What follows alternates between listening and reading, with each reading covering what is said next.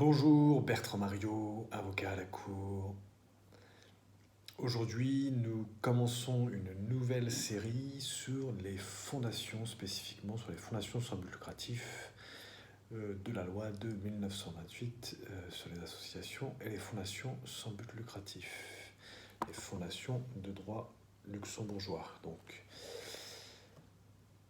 qu'est-ce qu'une fondation de droit luxembourgeois? On va commencer comme cela. Qu'est-ce qu'une fondation de droit luxembourgeois? Une fondation est créée par un acte de transfert de la part de toute personne, de son vivant, ou par testament de toute ou partie de ses biens dans une entité. Cette entité nouvellement créée se dénomme alors fondation et nécessite une approbation du ministre ayant la justice dans ses attributions. Et cette approbation se caractérisera par l'émission d'un arrêté grand-ducal. Seront seules considérées comme des fondations les entités qui ne poursuivent aucun gain matériel. Et une fondation doit encore tendre à la réalisation d'une œuvre d'un caractère philanthropique, social, religieux, scientifique, artistique, pédagogique, sportif ou touristique, essentiellement à l'aide des revenus des capitaux affectés à sa création ou recueillis depuis. Donc là, on voit les caractéristiques du fait que la fondation est sans but lucratif, parce que une entité, une fondation devra ne pourra poursuivre aucun gain matériel. Et ensuite, on voit la caractéristique de l'intérêt public d'une fondation, car elle doit tendre à la réalisation d'une œuvre d'un caractère philanthropique, social, religieux, scientifique, artistique, pédagogique, sportif ou touristique dans la réalisation de son œuvre, de sa mission.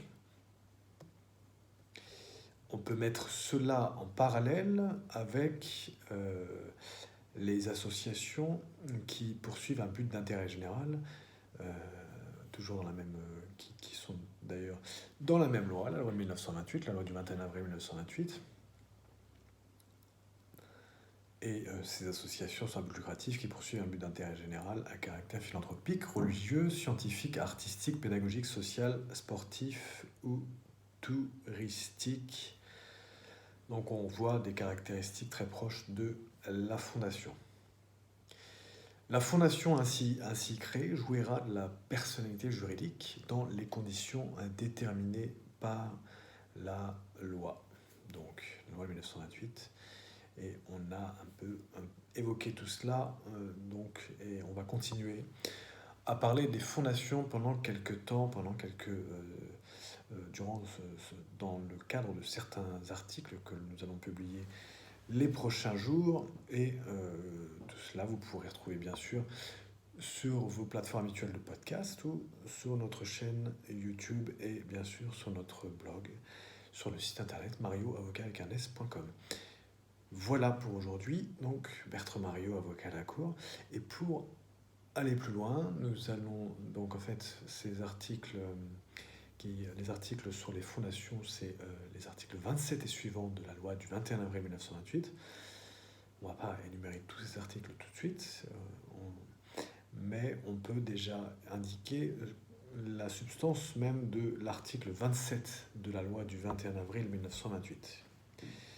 Qui dispose: toute personne peut, moyennant l'approbation par arrêté grand-ducal, affecter par acte authentique ou par testament, toute ou partie de ses biens à la création d'une fondation, qui jouit de la personnalité civile dans les conditions déterminées ci-après.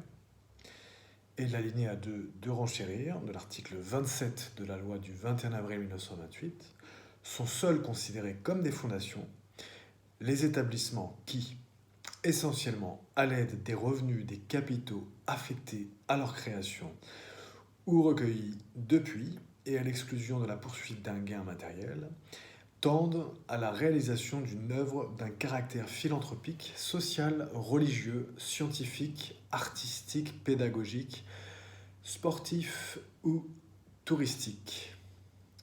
fin de l'article 27, de l'alinéa 2 de l'article 27 de la loi du 21 avril 1928.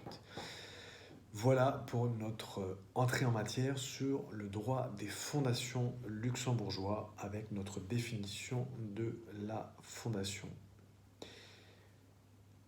À bientôt, Bertrand Mario, avocat à la Cour.